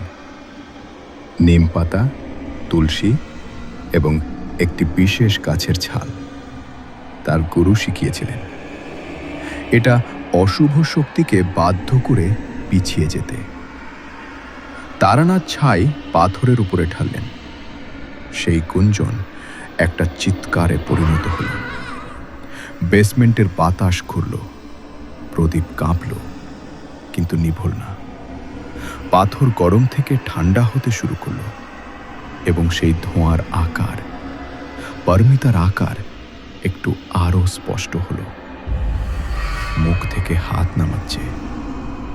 তারানাথ দেখলেন মুখটা। এই মুখ দেখে সৌম্য একটা শব্দ করল, ভাষায় নয়, শুধু একটা বেদনার শব্দ। পরমিতার মুখ বিকৃত, অ্যাসিডের দাগ, কিন্তু চোখ দুটো স্পষ্ট, এবং সেই চোখে এখন রাগ নেই, শুধু একটা গভীর ক্লান্ত দুঃখ। তারানাথ বললেন, পরমিতা। সেই আকার তারানাথের দিকে তাকালো। তুমি শুনেছে, সত্যি বেরিয়েছে। পরমিতার আকার মাথা নাড়ল। এখন তোমাকে যেতে হবে। সেই আকার একটু কাঁপল এবং তখনই সেই শক্তি আবার ঝাঁপিয়ে পড়ল। এবার আক্রমণটা সরাসরি তারানাথের উপরে। বুকের চাপ এতটাই বাড়ল যে তারানাথ একটু পিছিয়ে গেলেন। মাথার ভেতরে সেই গুঞ্জন এখন চিৎকার, প্রচণ্ড, তীক্ষ্ণ, এবং সামনে পরমিতার আকারের পাশে আর একটা আকার এলো। এটা মানুষের নয়, আকারে বড় কিন্তু অস্পষ্ট, যেন কুয়াশা, কিন্তু কুয়াশা নয়। একটা ঘনত্ব আছে, একটা উপস্থিতি আছে। এটা ক্ষেত্রনাথের অসমাপ্ত সাধনার ফলে আবদ্ধ শক্তি। ১৫০ বছর ধরে এই মাটির নিচে আটকে আছে, ক্রোধে পূর্ণ, ক্ষুধার্ত, এবং এখন পরমিতাকে যেতে দিতে চাইছে না, কারণ পরমিতার ক্রোধ তার খোরাক। তারানাথ উঠে দাঁড়ালেন। শরীর কাঁপছে, ঠান্ডায় নয়, সেই শক্তির চাপে, কিন্তু দাঁড়ালেন। তুমি অনেকদিন এখানে আছো। তারানাথ সরাসরি সেই আকারের দিকে বললেন, কিন্তু এই মেয়ে তোমার নয়। সেই আকার এগিয়ে এলো। তারানাথ পিছিয়ে গেলেন না। হাতে নিম পাতা নিলেন, প্রদীপের আগুনে ধরালেন। নিম পাতা জ্বলতে শুরু করল, ধোঁয়া উঠল, তীব্র গন্ধ। সেই আকার থামল। তারানাথ সেই ধোঁয়া পাথরের দিকে ধরলেন। মনে মনে পড়লেন, গুরু যা শিখিয়েছিলেন তাই। সেই শক্তি আরেকবার ঝাঁপিয়ে পড়ল। এবার তারানাথ টলে গেলেন, পেছনে পড়ে গেলেন। পিঠে লাগলো মাটিতে, শ্বাস বন্ধ হয়ে আসছে। তারানাথ বাবু! নন্দিতা চিৎকার করল, তারানাথ উঠতে চেষ্টা করলেন, উঠতে পারলেন না। সেই শক্তি চেপে ধরেছে। সেই গুঞ্জন এখন ভাষা হয়ে আসছে, পুরনো ভাষা, সংস্কৃতের মতো কিন্তু নয়। তুমি শেষ হবে, এখানে শেষ হবে। তারানাথ শুয়ে থেকেই বললেন, হয়তো, এবং চন্দ করলেন। শুয়ে থাকতে থাকতে মনে পড়ল গুরুর কথা। যখন শরীরে আর শক্তি থাকে না, তখন মনের শক্তি। যখন মনের শক্তি থাকে না, তখন শুধু থাকো, শুধু উপস্থিত থাকো। অন্ধকারের সবচেয়ে বড় ভয় হল আলো। কিন্তু আলো মানে বড় কিছু নয়, একটা ছোট্ট নিঃশ্বাসও আলো, যদি তুমি সেখানে থাকো।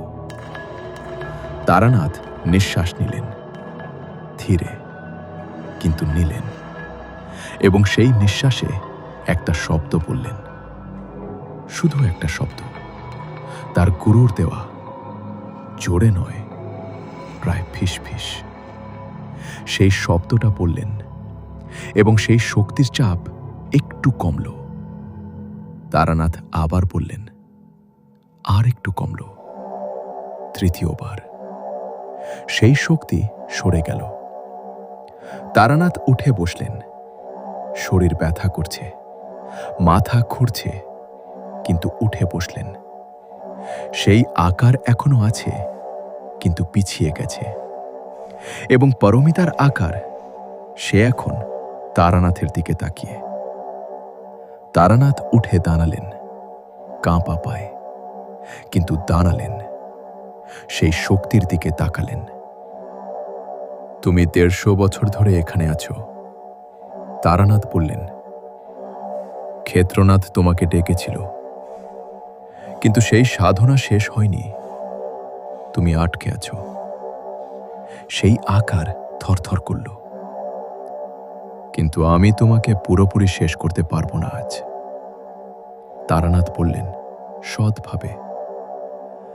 আজ এটুকু করতে পারবো, পারমিতাকে মুক্ত করব, তোমার খোরাক কেড়ে নেব। সেই আকার গুঞ্জন করল। এবং পরমিতা মুক্ত হলে তুমি দুর্বল হবে, আবার আগের মতো ঘুমিয়ে পড়বে, হয়তো আরো দীর্ঘকালের জন্য। সেই আকার এগোলো। তারানাথ এবার পাথরের কাছে গেলেন, হাত রাখলেন, এবার ছুঁলেন, জ্বলন্ত, পুড়ে যাওয়ার মতো। কিন্তু তারানাথ সরালেন না, চোখ বন্ধ করলেন, এবং সেই পাথরের মধ্য দিয়ে ভেতরে গেলেন, মনে মনে।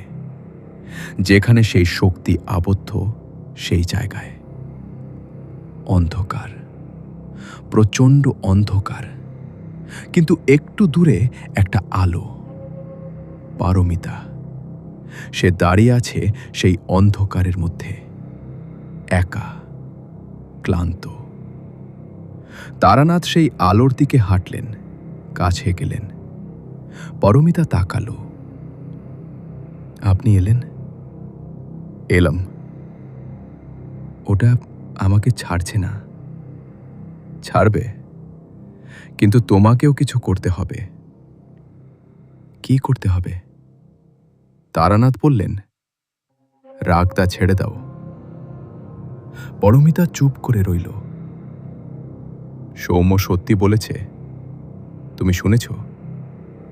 এখন যদি তুমি রাগ ধরে থাকো, তাহলে এই শক্তি তোমাকে ছাড়বে না। রাগ ছেড়ে দেব? এত সহজ?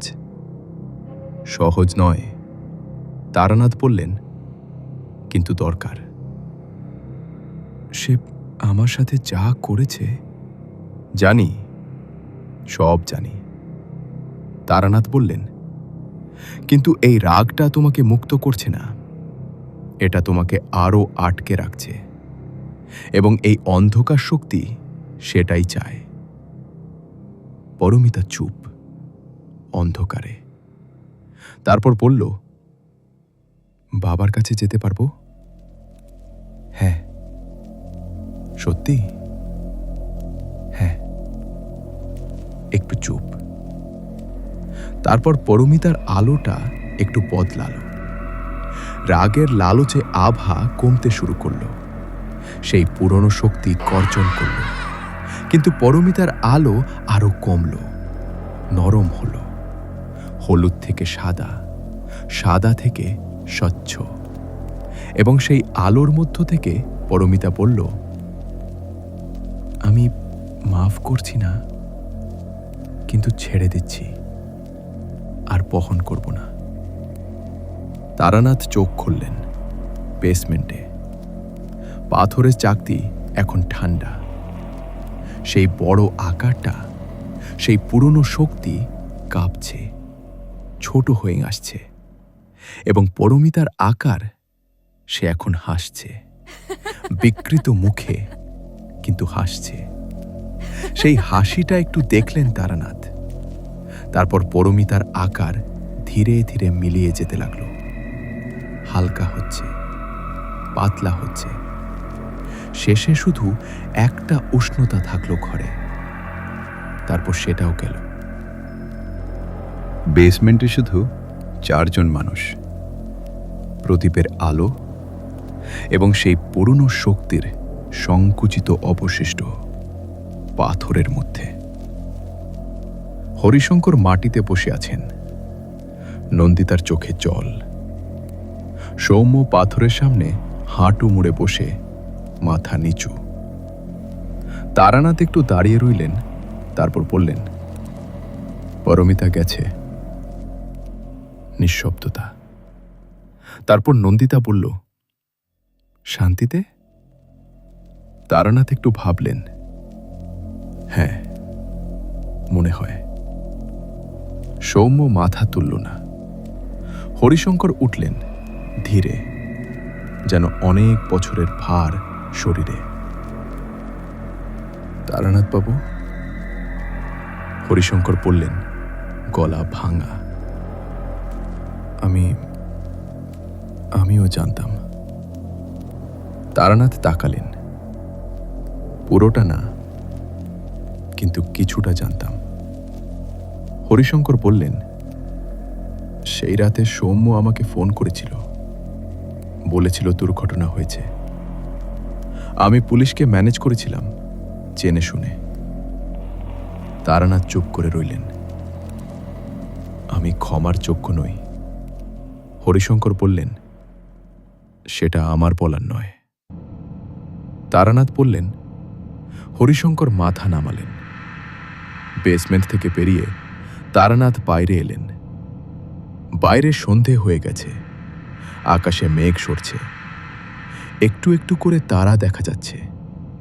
শরীর ব্যথা করছে। হাতে যেখানে পাথর ছুঁয়েছিলেন, সেখানে হালকা লালচে দাগ। তারানাথ হাতের দিকে তাকালেন।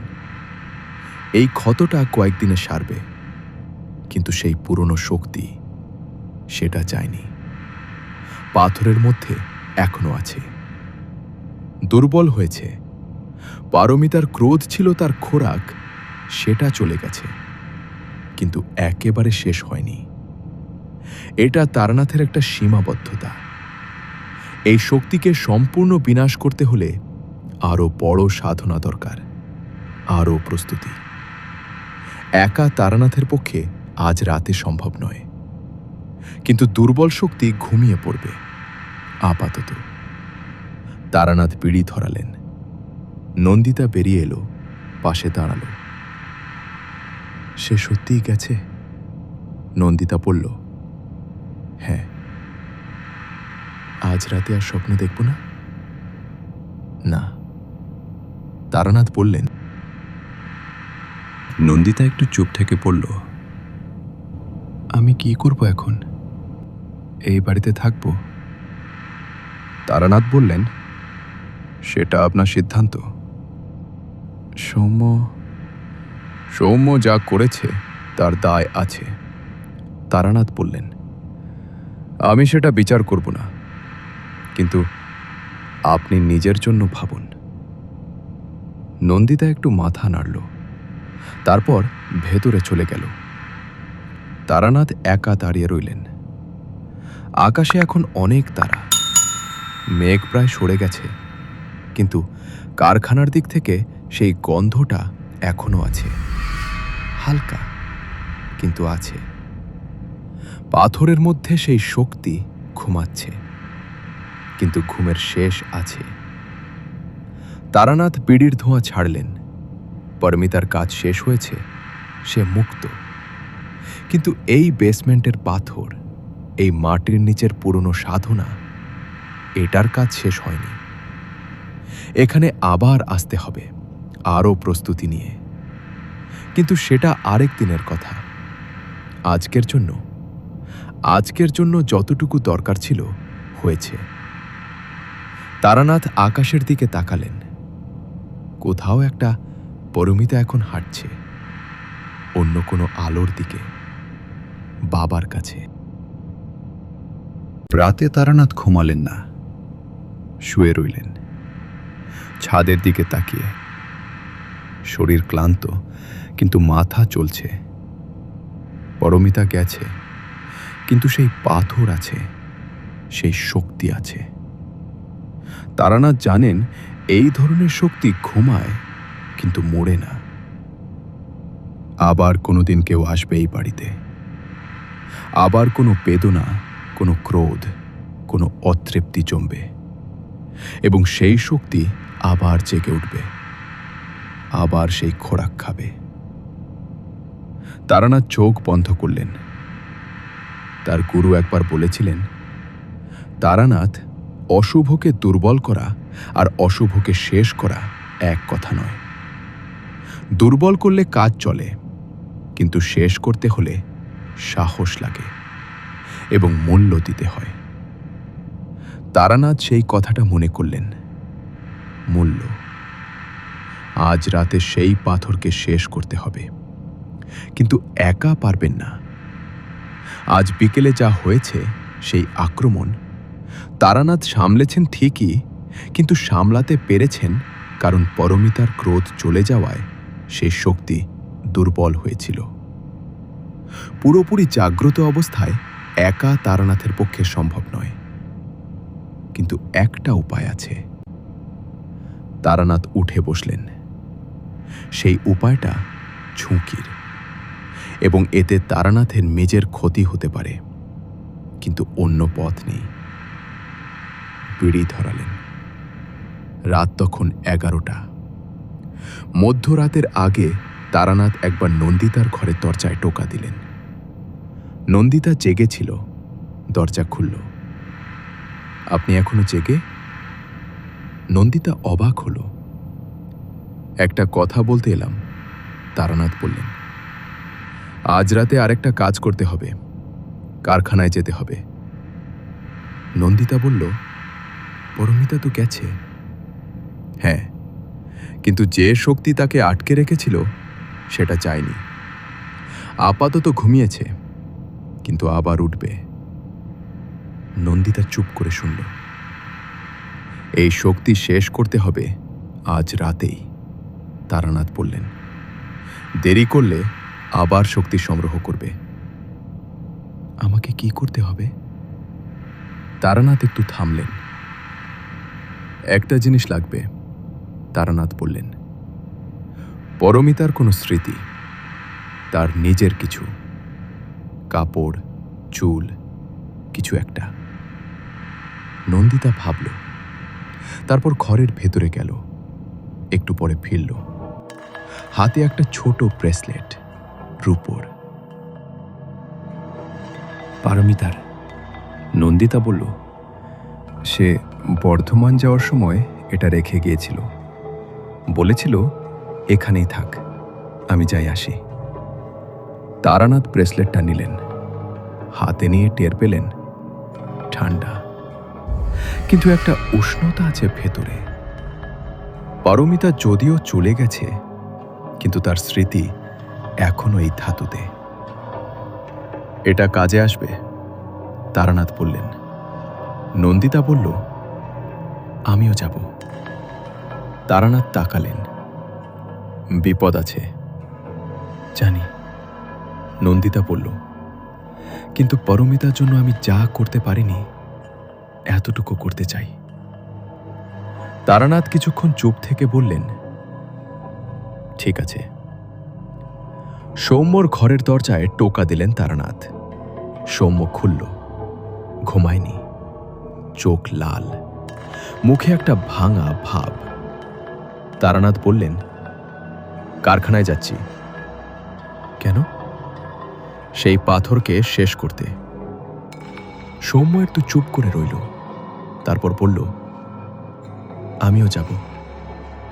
তারানাথ বললেন, এটা বিপজ্জনক। জানি, সৌম্য বলল, কিন্তু আমি যাব, পারমিতার জন্য। তারানাথ সৌম্যর দিকে তাকালেন। এই মানুষটা অপরাধী, এটা সত্য, কিন্তু এই মুহূর্তে তারানাথ দেখছেন একটা মানুষকে যে প্রথমবার সত্যিকারের কিছু করতে চাইছে। ঠিক আছে। হরিশঙ্করের ঘরে গেলেন না তারানাথ। বৃদ্ধ মানুষ, আজকের ধকল অনেক হয়েছে। আর না, রাত 12টায় তিনজন হাঁটলেন কারখানার দিকে। তারানাথ, নন্দিতা, সৌম্য। বাইরের শীত তীব্র হয়েছে, কুয়াশা নামছে, রাস্তাঘাট ফাঁকা। কারখানার গেটে নাইট গার্ড ঘুমিয়ে পড়েছে। তারানাথ গেট ঠেলে ঢুকলেন। মাঝের শেড, বেসমেন্ট। সিঁড়ি দিয়ে নামতে নামতে তারানাথ টের পেলেন সেই গন্ধটা রাতের বেলায় আরও তীব্র। রাসায়নিক, পোড়া মাংস এবং সেই মাটির পুরনো গন্ধ, কিন্তু একটু আলাদা, যেন সেই শক্তি জেগে উঠছে। তারানাথ থামলেন। পেছনে নন্দিতা আর সৌম্য। কিছু একটা হচ্ছে, নন্দিতা বলল। হ্যাঁ, তারানাথ বললেন, সে জেগে উঠছে। আমরা আসছি টের পেয়েছে। এত তাড়াতাড়ি? এই শক্তি 150 বছরের পুরনো। অনুভব করার ক্ষমতা অনেক বেশি। তারানাথ এগোলেন, বেসমেন্টে নামলেন।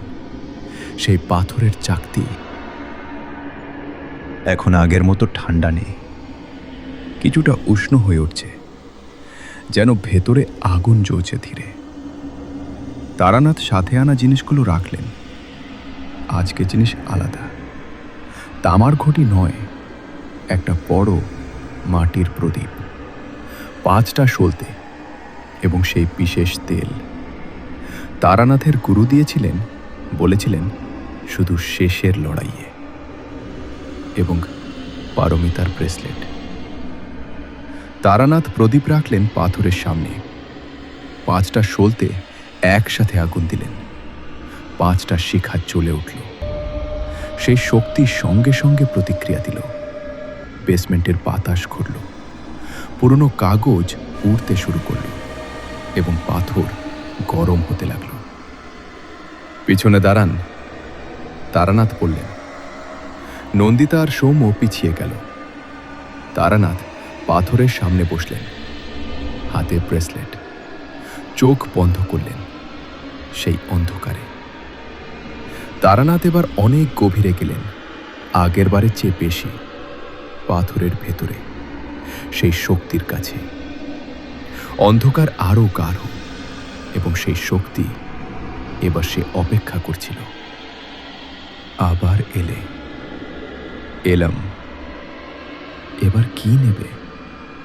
মেয়েটা তো গেছে, আর কি আছে তোমার কাছে? তুমি। একটু থামল। কি বললে? তোমাকে শেষ করতে এসেছি। সেই গুঞ্জন হাসির মতো হলো। তুমি একা? সেটা সম্ভব নয়। তুমি একজন সাধারণ তান্ত্রিক, আমি 150 বছরের পুরনো। জানি। তাহলে? তারানাথ বললেন, কিন্তু আমি একা নই। এবং হাতের ব্রেসলেটটা সামনে ধরলেন। সেই শক্তি থামল এবং অন্ধকারে একটু আলো এলো, ছোট্ট কিন্তু স্পষ্ট। পারমিতার আলো নয়, পারমিতা চলে গেছে, কিন্তু পারমিতার স্মৃতির আলো।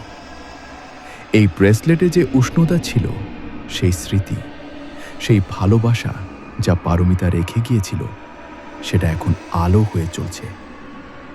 সেই শক্তি পিছিয়ে গেল। এটা কি? ভালোবাসার স্মৃতি। তারানাথ বললেন, তুমি ক্রোধ আর বেদনা খাও, কিন্তু এটা খেতে পারবে না। সরাও, সরাও এটা।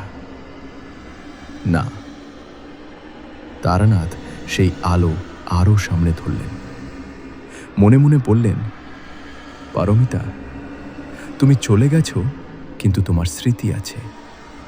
সেই স্মৃতি এখন আমার অস্ত্র। সেই শক্তি গর্জন করল, কিন্তু পিছিয়ে যাচ্ছে।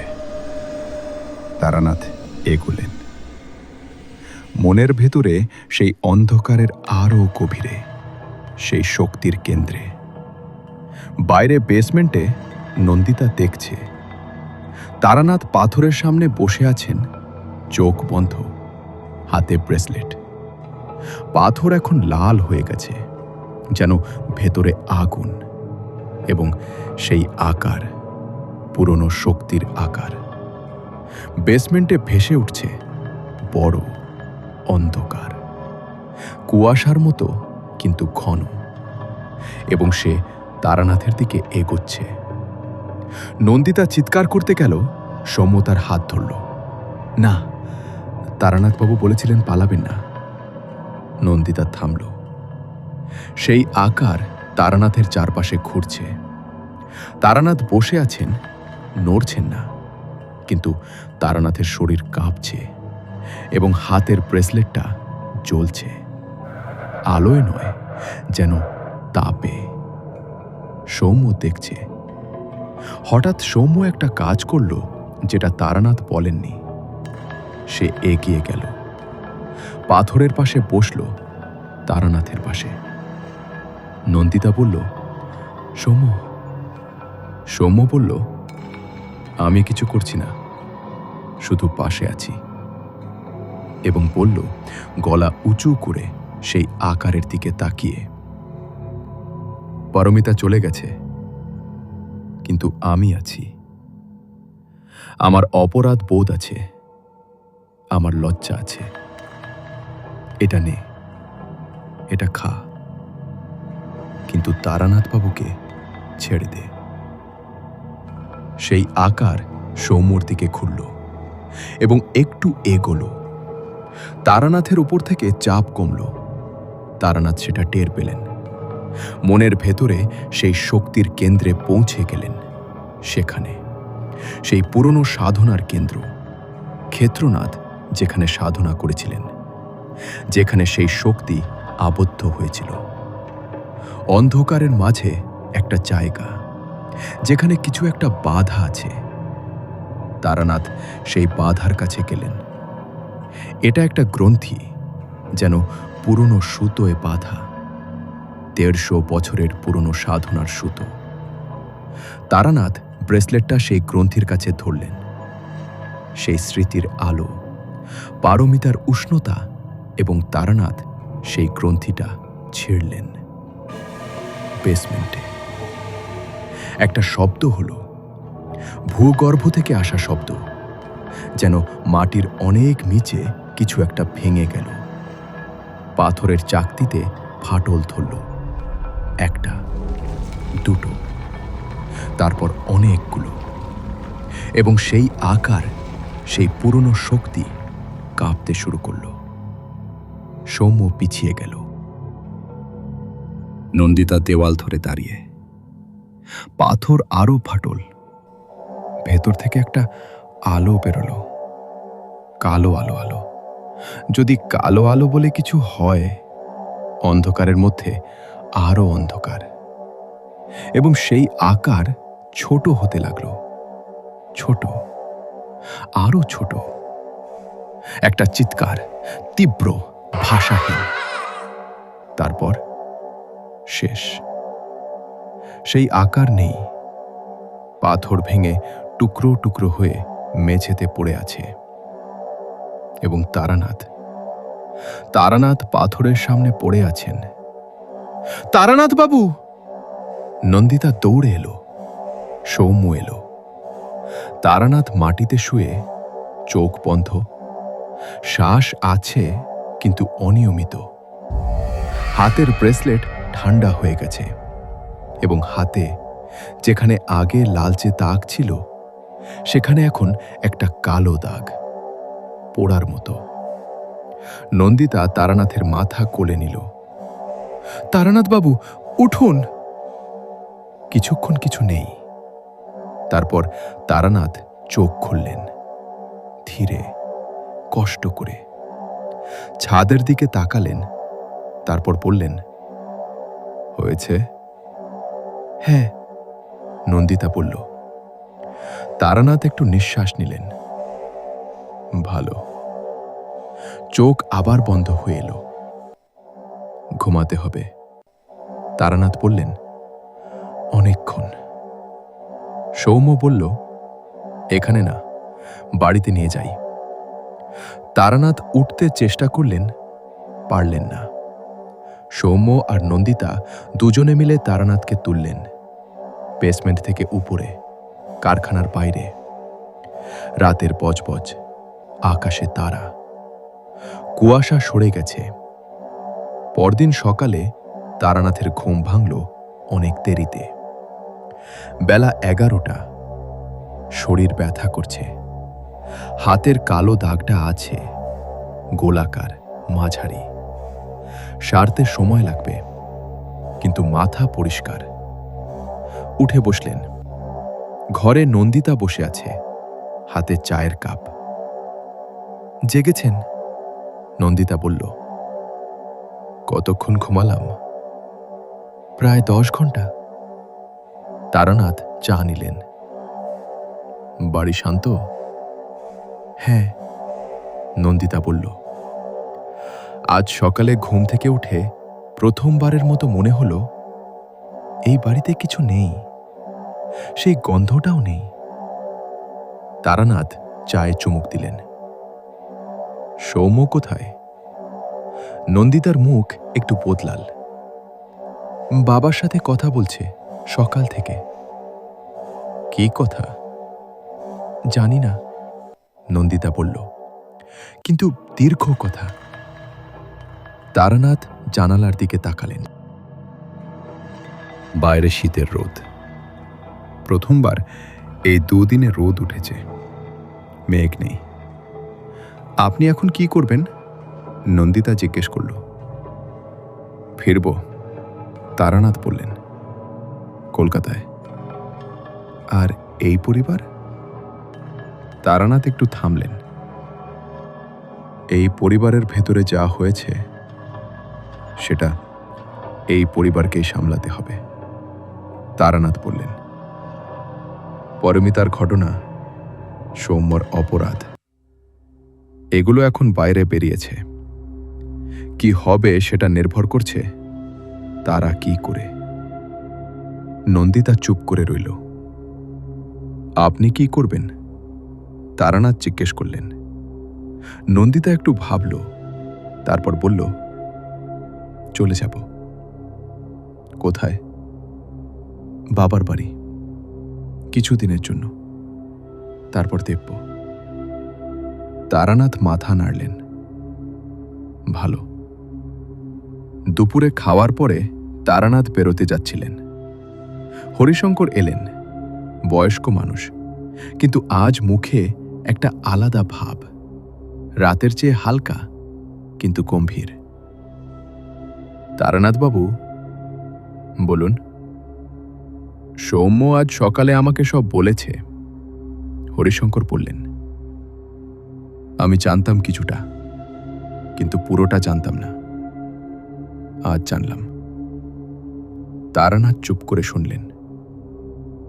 সৌম্য বলেছে পুলিশের কাছে যাবে, নিজে।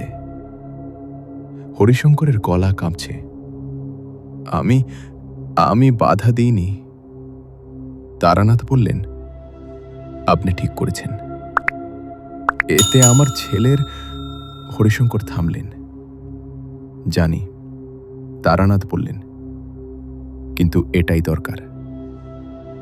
হরিশঙ্কর একটু সময় নিলেন। পরমিতার বাবাকে কি জানানো উচিত? তারানাথ বললেন, হ্যাঁ, নিজে যান, শুধু চিঠি নয়। হরিশঙ্কর মাথা নামালেন। আপনি কি পারবেন? তারানাথ বললেন, চেষ্টা করব। তারানাথ উঠলেন। হরিশঙ্কর বললেন, আপনার হাতের দাগটা সারবে কতদিনে? তারানাথ হাতের দিকে তাকালেন। কালো গোলাকার দাগ। মাস দুয়েক, বললেন।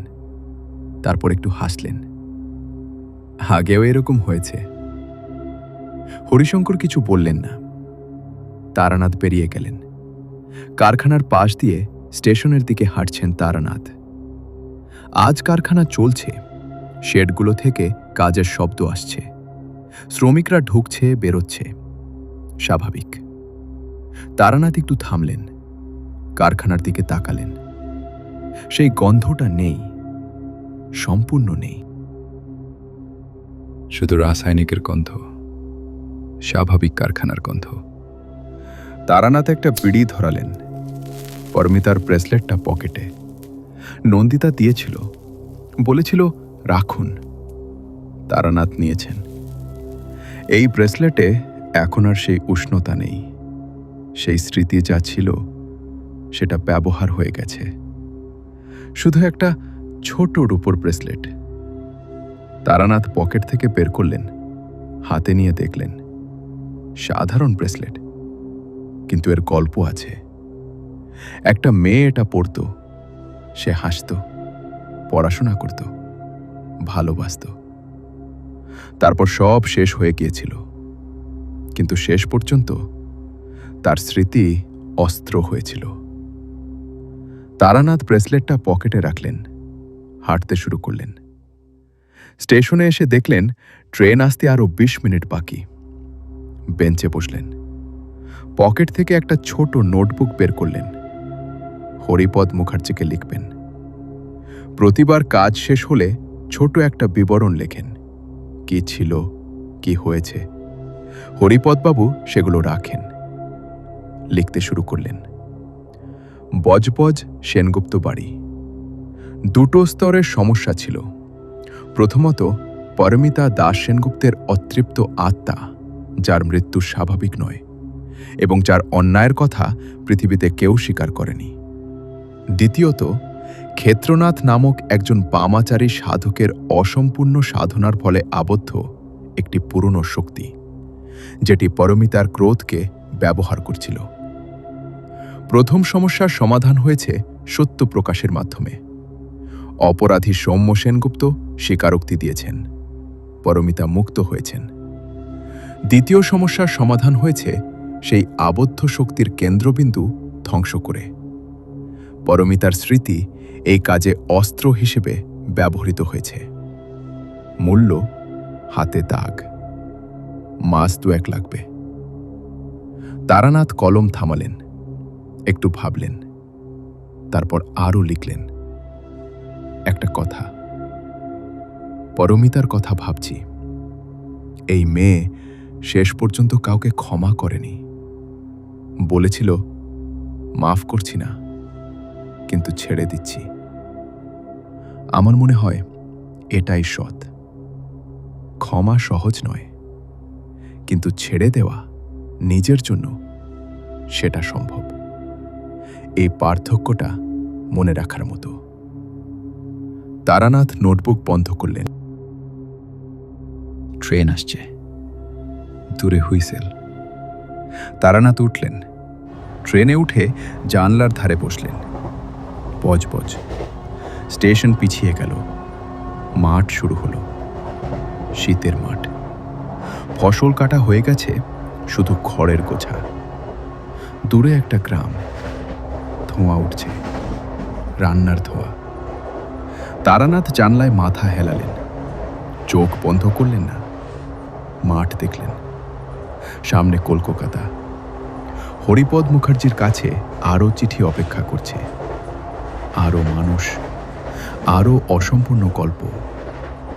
তারানাথ জানেন বিশ্রাম বেশি দিন থাকে না, কিন্তু আজকের এই বিকেলটুকু শুধু ট্রেনের জানলায়, শীতের মাঠ দেখতে দেখতে, এবং পকেটে সেই ছোট রূপোর ব্রেসলেটটার কথা ভাবতে ভাবতে।